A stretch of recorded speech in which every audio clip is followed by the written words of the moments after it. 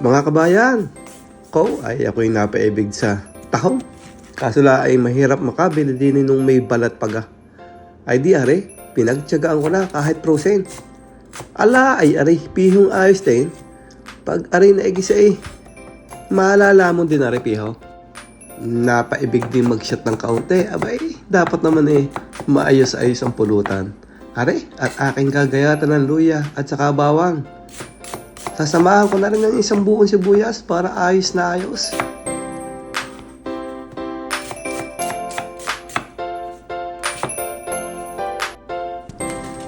Napakadali lang ng lutong gagawin ko din sa tahong narekto ay para laan naglalandi. Igigisa ko lang nga rin aking luya nga rin. Susundan ko na rin kaunting bawang. Kaunti lang at yung namang aking tahong kakaunti din. Pag ako'y talaga nagmamaluto ng ganare, aray ang isa sa mga gusto kong amoy. Aray ginisa ng sibuyas, bawang na may luya. Sa akin pang amoy, aray talagang napakabango na. Ay pwede na nga, wag ituloy, pwedeng aray na laan. Mga kabayan, mga pisan, ako'y inyong samahan. Aray lutong aray simpilaang, pero sinisigurado kong ikay masisiyahan.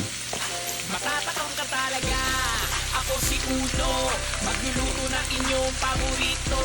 Masarap, malasa kapag natikman. Mapapawaw sa video pala. Mga lutong Pinoy at lutong bahay o kahit pa sa handaan. Ako si Uno, pinasarap. Lutong kayo'y matatakam. Manood, tignan ang kanyang diskarte. Mas pinasarap ang pagkadali. Talagang kayo'y mapapawaw. Pinasarap, lalo't may sabaw. Pamilya ang laging inspirasyon. Maging masaya anumang sitwasyon. Sila ang lakas sa araw-araw. Sila ang kasama anumang problema. Sa paglutong may pagmamahal. Lalo pagkasama ang pamilya. Ako si Uno, sa paglutong kayo ay matututo.